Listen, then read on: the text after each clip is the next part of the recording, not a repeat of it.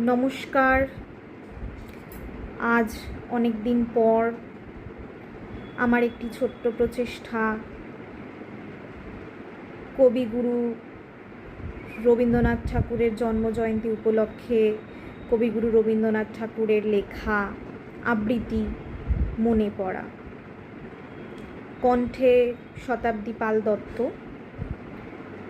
আমার কিছু ভুল ত্রুটি হয়ে থাকলে আমাকে ক্ষমা করে দেবেন, আর ভিডিওটি ভালো লেগে থাকলে অবশ্যই আমার পাশে থাকবেন।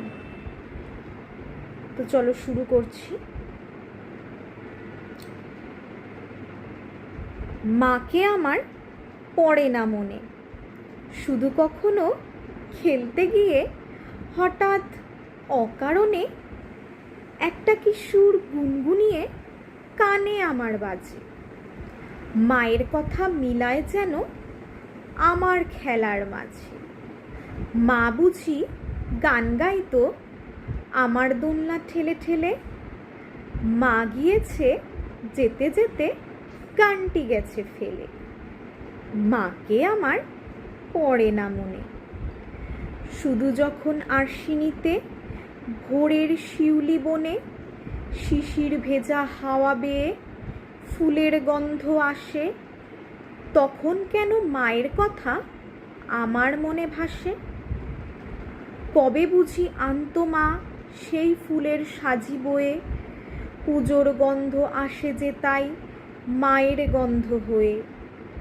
মাকে আমার পড়ে না মনে, শুধু যখন বসি গিয়ে শোবার ঘরের কোণে, জানলা থেকে তাকাই দূরে নীল আকাশের দিকে।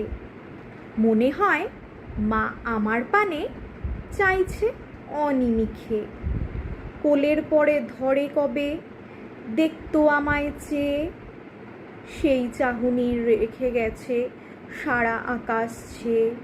সেই চাহনি রেখে গেছে সারা আকাশ ছেয়ে। মাকে আমার পড়ে না মনে। নমস্কার, ধন্যবাদ।